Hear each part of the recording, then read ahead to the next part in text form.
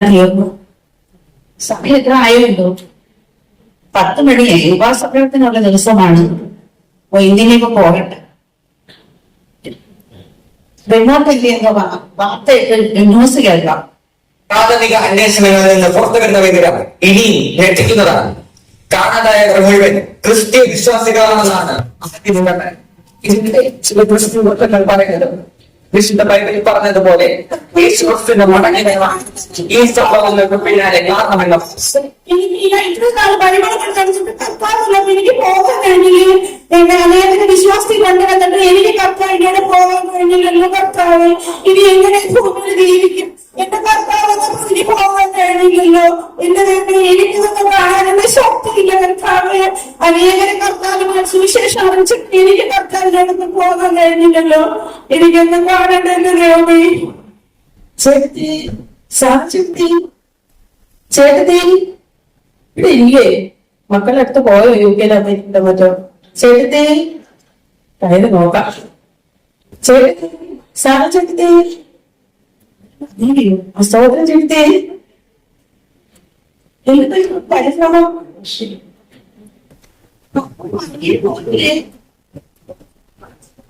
തോമച്ചങ്ങളുടെ phone കല്യാണം ഞാൻ പോയിട്ടായിരുന്നു. എനിക്കും ഒത്തിരി അത്യാവശ്യം ഉണ്ടായി. എന്റെ ഞാൻ കരുതി ഉപവാസത്തിലൂടെ പോയിട്ട് വരാന്ന് കരുതി. ചേട്ടത്തി എന്നെ പോയില്ലേ? ഇത് കല്യാണം മുടങ്ങി പോയി. അവന്റെ കേട്ടത് എന്താ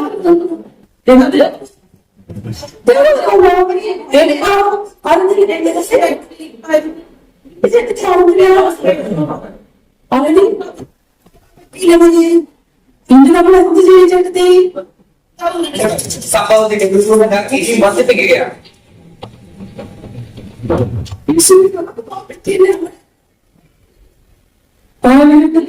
നാട്ടുകാരങ്ങളൊക്കെ നമ്മൾ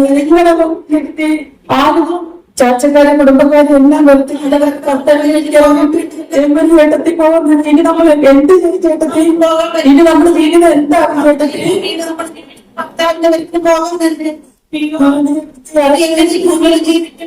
നമ്മളിനി എന്ത് പറയും ചേട്ടത്തി? 12 മണിയായി. ഒരു ഗ്ലാസ് വെള്ളം പോലും എന്നാലും ചേട്ടത്തി പെട്ടെന്ന് കർത്താവ് വിശ്വസിക്കാൻ പറ്റുന്നില്ല. 2000 വർഷം കൊണ്ട് കർത്താവ് പറയില്ലേ ഇതാ ഞാൻ വേഗം വരുന്നു.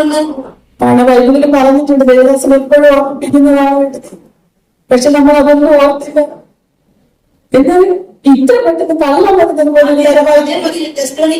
പറയത്തില്ലേ കർത്താവ് കള്ളനെ പോലെ വരുന്നു. ഓൺലൈനിൽ സുവിശേഷത്തിനും പറയുന്നില്ലേ ഇനിയാത്ത നാഴിക കർത്താവ് വരുന്നു, മനുഷ്യത്രം വരുന്നത് നമുക്ക് പോകാൻ പറ്റിയില്ലല്ലോ. മറിയേ പ്രതീക്ഷിച്ചില്ല ചേട്ടത്തി. തലമുറകളെയൊക്കെ കണ്ട് എന്നാലും ഇത്ര പെട്ടെന്ന് വരുമെന്ന് ഒരിക്കലും പ്രതീക്ഷിച്ചില്ല. നമ്മുടെ തലമുറകളെയൊക്കെ കണ്ട് അവരുടെ വീഡിയോ ഒക്കെ കണ്ടിട്ട് പോകുന്നതാണ് കരുതിയത്. ഇനി എന്ത് ചെയ്യും നമ്മള്? ഇനി എന്ത് ചെയ്യും ചേട്ടത്തി? ആരും പോകുന്നുണ്ട് കേട്ടോ. ത്രേസ്യാണെന്ന് തോന്നുന്നു. പ്രാർത്ഥനയ്ക്ക് പോവുകയായിരിക്കും. കയ്യിൽ ബൈബിളുണ്ടല്ലോ.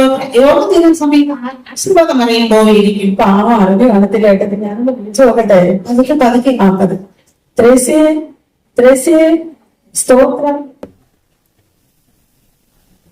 സ്തോത്രം. യോഗം തിരഞ്ഞെടുത്ത് എവിടെ പോകുന്നു? അല്ല അതിന്റെ കണ്ടില്ലെങ്കിൽ പാസ്റ്റും ചോദിക്കും, വിശ്വാസികളും ഒക്കെ ചോദിക്കത്തില്ല എന്താ കണ്ടില്ലല്ലോ. 5 മീറ്റിങ്ങിന് പോയി തല കാണിച്ച പിന്നെ ആ പ്രശ്നമില്ലല്ലോ. ചോദിക്കുന്നൊക്കെ ഒഴിവാകാം. ചുമ്മാ തന്നെ അങ്ങ് പറന്നു പോകാത്തത് എന്തെന്നാ അറിയേ? ഒന്നും അറിഞ്ഞില്ല ഇപ്പൊ ത്രേസ്യ. എന്തിനാ നമ്മൾ പാടാനും പ്രാർത്ഥിക്കാനും ഇങ്ങനെയൊക്കെ ജീവിക്കുകയും ചെയ്യുന്നത്? അതെന്താ ചോദ്യം ചേട്ടത്തി ചോദിക്കുന്നത്? നമ്മുടെ കർത്താവ് വരുമ്പോ കർത്താവിന്റെ കൂടെ പോകാൻ വേണ്ടിയിട്ടല്ലേ ജാതികളായ നമ്മള് ദൈവത്തെ അറിഞ്ഞതും നമ്മുടെ കുടുംബക്കാരുടെ നാട്ടുകാരുടെ ഒക്കെ പഴി രുചി കളിയാക്കലും ഒക്കെ കേട്ട് നമ്മളിങ്ങനെ ഉറച്ചു നിൽക്കുന്ന ദൈവം വരുമ്പോ ദൈവത്തിന്റെ കൂടെ പോകാൻ. എന്താ കർത്താവ് വന്നു കൊണ്ടുപോകേണ്ടവരൊക്കെ കൂട്ടിക്കൊണ്ട് പോവുകയും ചെയ്തു. മാനസാന്തരപ്പെട്ടവരെല്ലാരും അപ്പന്റെ കൂടെ പോയി. എന്താ കർത്താവ് വന്നല്ലോ? എന്റെ ദൈവം ഞാനിതൊന്നും അറിഞ്ഞില്ലല്ലോ. എന്റെ കർത്താവ് സംക്രാന്തിന്റെ ചർച്ചയിൽ വന്ന ഇതൊക്കെ എങ്ങനെ അറിയാനും? അപ്പൊ ചേട്ടത്തെയോ എപ്പോഴും ഉപവാസവും പ്രാർത്ഥനയും സുവിശേഷീകരണം പ്രാർത്ഥനയോട് കൃത്യമായിട്ട് ഇത്രയും ദൈവത്തോട് പറ്റിച്ചേർക്കുന്ന ചേട്ടത്തെ എന്തുകൊണ്ട് പോയിട്ട് വർത്താനം പറയുന്നത്? എന്നാൽ ഇത് തന്നെയാണ് ഞങ്ങൾ സംസാരിച്ചുകൊണ്ടിരുന്നത്. അറിഞ്ഞില്ല വെച്ച് ഞങ്ങൾ വരുന്ന വഴിക്ക് അല്ല ചേട്ടത്തെ എന്തെങ്കിലും കഴിച്ചായിരുന്നോ? ഞാൻ വാസിക്കിട്ടാണ് വന്നത്. എനിക്ക് ഞാൻ കടയിൽ പോയി സ്ഥലമില്ലാത്തത് വാങ്ങിക്കാൻ പോകുമ്പോ ഒരാൾ പറയുന്നു സാധാരണയും പോയില്ലല്ലോ. ഞാൻ അവിടെ പേടിച്ച് നാണം കെട്ടി ഞാൻ ഓടിക്കളഞ്ഞു. നീ എങ്ങനെ ആളുകൾ നോക്കുന്നുണ്ടോ? അത് തന്നെ. അപ്പൊ ഞാൻ വന്നപ്പോ ആ സൈഡില് റോഡിന്റെ സൈഡിലും കടയുടെ ഭാഗത്തൊക്കെ നിന്ന് കുറച്ച് പേര് ഇങ്ങനെ നോക്കി നിന്ന് കളിയാക്കി ചിരിക്കുന്നുണ്ടായിരുന്നു. എന്തൊക്കെയോ അവർക്ക് പറയുന്നുണ്ടായിരുന്നു. പിന്നെ നമ്മള് സാധാരണ പ്രാർത്ഥനയ്ക്കായി വരുന്ന സമയത്ത് ഇത് നമുക്കൊരു പദമാണല്ലോ, സാധാരണ ആണല്ലോ. അതുകൊണ്ട് ഞാനിതിന് വലിയൊന്നും കൊടുത്തില്ല. പക്ഷെ അപ്പൊ അവര് പറഞ്ഞു അവള് വലിയ പ്രാർത്ഥന കാര്യമായിട്ട് നിന്നിട്ട് അവള് പോയില്ല എന്ന് പറഞ്ഞു. ഇനി നമ്മൾ എന്ത് ചെയ്യില്ലേ? ഞാനൊരു കാര്യം ചെയ്യില്ലേ, ഏതായാലും ഞാൻ പ്രാർത്ഥനയ്ക്ക് പോകാൻ വേണ്ടി ഒരുങ്ങിയായിരുന്നു. ഏതായാലും ചർച്ച വരെ ഒന്ന് പോയിട്ട് വരാം. അറിയാമോ വരുന്നു അവിടുത്തെ അവസ്ഥയൊക്കെ അറിഞ്ഞിട്ടുണ്ട്.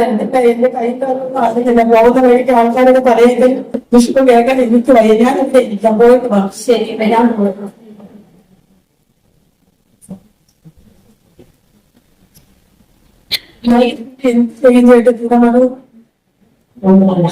ഫോണില്ല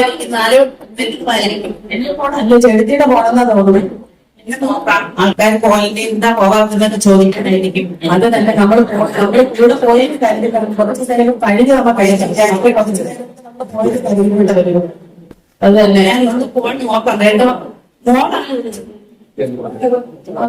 പോയില്ല.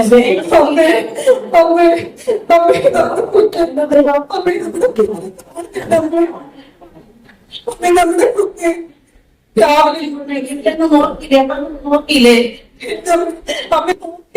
രാവിലെ ഒന്നും നമ്മളെ കാണുന്നില്ല. അപ്പോൾ മുതൽ അമ്മയെ പിടിക്കുക.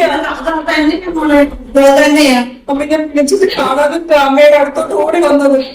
ഇതിന് പോലീസ് സ്റ്റേഷനിലാണ് പരാതി കൊടുത്തില്ലായിരുന്നു. അപ്പോഴെല്ലാം അവർ പറയുക ഇതേ കേസുമായി ബന്ധപ്പെട്ട് ഒത്തിരി പേര് അങ്ങോട്ട് വിളിച്ചുകൊണ്ടിരിക്കുകയാണ്. അത് തന്നെയാണ് ഏട്ടത്. നമ്മുടെ കർത്താവ് പോയിട്ടൊക്കെ പോയിരുന്നു. ഇനി കർത്താവ് എടുത്ത് പോയതാ, നമ്മൾ മാത്രം പോയില്ല. എനിക്ക് നമ്മളിവിടെ പോകാതെ അല്ലെ പോകാൻ വേണ്ടിയിരുന്നു.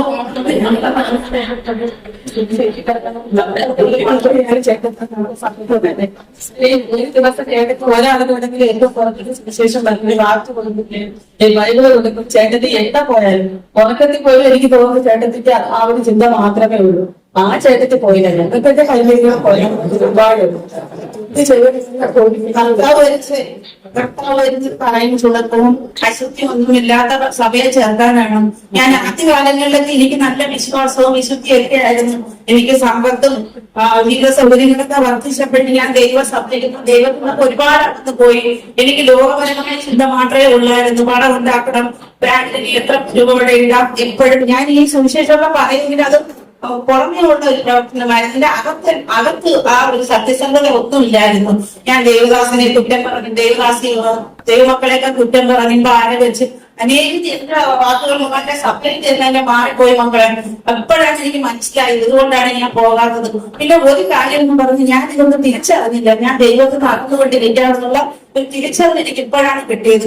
ഇപ്പോഴാണ് എനിക്ക് ബോധമുള്ളത് ഇങ്ങനെയൊക്കെ ചെയ്തുകൊണ്ടാണ് കർത്താവ് വന്നപ്പോ എനിക്ക് പോകാൻ കഴിയാതിരുന്നതാണ്. ഇപ്പൊ ആ തിരിച്ചറിവ് എനിക്ക് ഉണ്ടാകുന്നത്. നമ്മുടെ ദേവദാസിന് എപ്പോഴും പറയും യഹോവ പുറമേ ഉള്ളത് നോക്കുന്നതല്ല, മനുഷ്യൻ പുറമേ ഉള്ളത് നോക്കുമ്പോ യഹോവ മനുഷ്യരെ ആകമേ ഉള്ളത് നോക്കുന്നത്. പക്ഷെ ദൈവം കാര്യം ഇപ്പോഴും നോക്കുന്നത്, തൂക്കി നോക്കുന്നത് നമ്മുടെ ഹൃദയത്തെ തന്നെയാണ്. ഹൃദയത്തെ ശോധന ചെയ്യാതിരുന്നതിന്. പക്ഷെ നമ്മുടെ തിരിച്ചറിവ് ചേർത്ത് പറഞ്ഞതുപോലെ വൈകിപ്പോയി. ആ ചെറുതി വരുന്നുണ്ട് കേട്ടോ. കൂടെ ആരോ ഒരാളൂടെ ഉണ്ട് കേട്ടോ. സ്തോത്രമേ.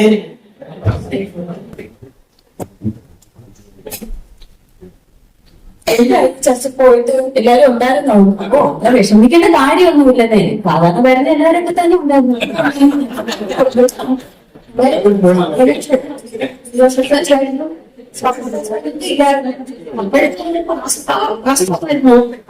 മീറ്റിങ്ങിന് പോകാൻ അറിയാൻ ഞാൻ കഴിഞ്ഞത്.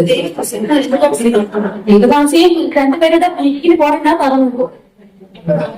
ആരെങ്കിലും ഒരാൾക്ക് പാസ് വിളിച്ചു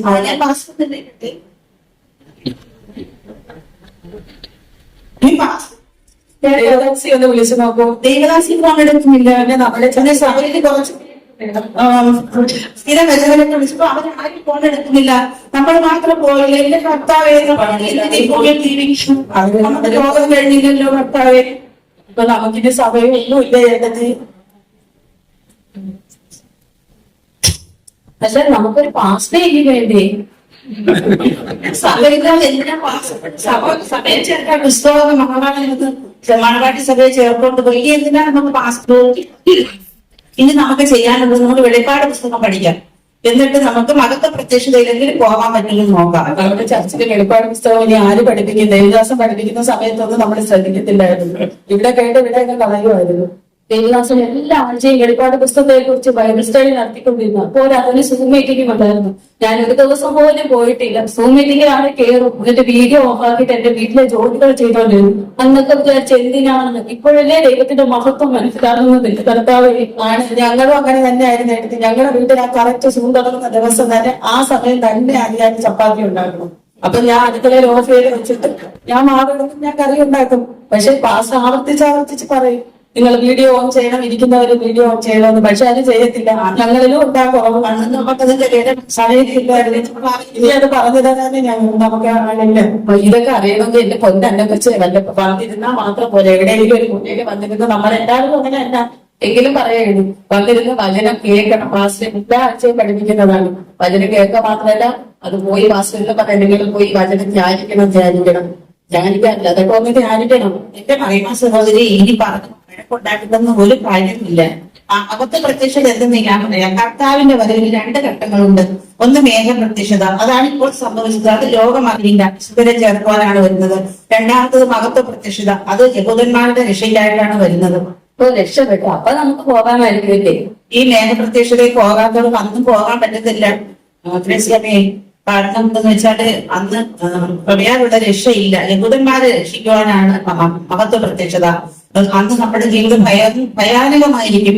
ഒന്നുകിൽ നമ്മൾ രക്തസാക്ഷികളായിട്ട് മരിക്കേണ്ടി വരും, അല്ലെങ്കിൽ 666 മുദ്രയിലേക്ക് അന്ത്യക്രിസ്തുക്കളോട് ചേരേണ്ടി വരും. ഇനി നമ്മുടെ ജീവിതം പോയി മനസ്സിലാകായിരുന്നു. എനിക്കുള്ള സംശയം ഇതല്ല.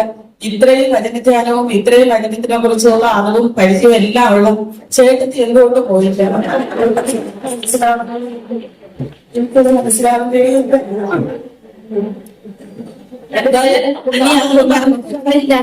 പറഞ്ഞപ്പോഴൊന്നും നമ്മൾ ശ്രദ്ധിച്ചില്ല. നീ അതൊന്നും പറഞ്ഞിട്ട് കളയില്ല. ഇനി രക്തസാക്ഷിയായിട്ട് മരിക്കാനായിരിക്കും കഥയില് എന്റെ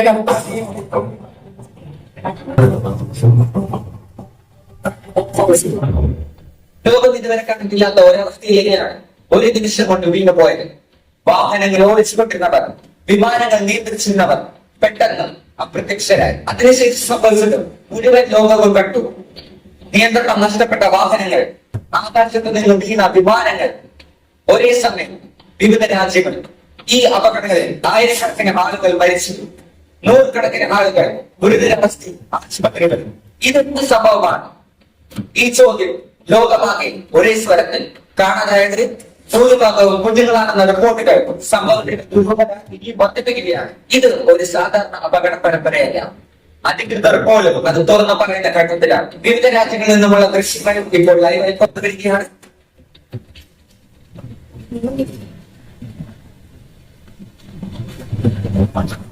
സ്ഥിതിഗതികൾ വിലയിരുത്താൻ ലോകത്തിന്റെ പ്രധാന രാജ്യങ്ങളിലെല്ലാം അടിയന്തര ഉന്നതതല യോഗങ്ങൾ പുരോഗമിക്കുന്നു. പ്രാഥമിക അന്വേഷണങ്ങളിൽ നിന്ന് പുറത്തെടുത്ത വിവരം ഇനി എത്തിക്കുന്നതാണ്. കാണാതായവർ മുഴുവൻ ക്രിസ്ത്യൻ വിശ്വാസികളാണെന്നാണ് ആദ്യ നിഗമനം. യാദർശികമോ അല്ലെങ്കിൽ എന്തോ വലിയതിന്റെ സൂചനയോ? ഇതിനിടെ ചില ക്രിസ്ത്യൻ വൃത്തങ്ങൾ പറയുന്നത് വിശുദ്ധ ബൈബിളിൽ പറഞ്ഞതുപോലെ യേശുക്രിസ്തുവിന്റെ മടങ്ങിവരവാണ് ഈ സംഭവങ്ങൾക്ക് പിന്നാലെ കാരണമെന്ന വാദം. പ്രതികരണത്തേക്ക് നമ്മുടെ പ്രതിനിധികൾ ചില ക്രിസ്ത്യൻ വിഭാഗങ്ങളുമായി ബന്ധപ്പെടുവാൻ ശ്രമിച്ചപ്പോൾ അവർ ഒഴിഞ്ഞു മാറുകയാണ് ചെയ്തത്. അതേസമയം ആ വിഭാഗത്തിലെ ചില പ്രമുഖ നേതാക്കൾ ഇപ്പോൾ ഒളിവിൽ പോയിരിക്കുകയാണെന്ന വാർത്തയാണ് ലഭിച്ചിരുന്നത്. ഇത് ഒരു അപകടം അല്ലെങ്കിൽ ഒരു സൂചനയാണ്. ലോകം ഉണർന്നിരിക്കുക. കാരണം ഇത് അവസാനമല്ല.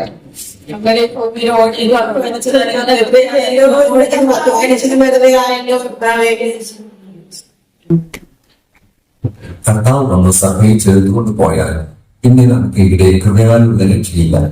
പിന്നെ ഇവിടെ മഹോന്നതകാലമാണ്. പിന്നെ ഭൂമിയിൽ ശേഷിക്കുന്നവർക്ക് വലിയ വില കൊടുക്കേണ്ടി വരും.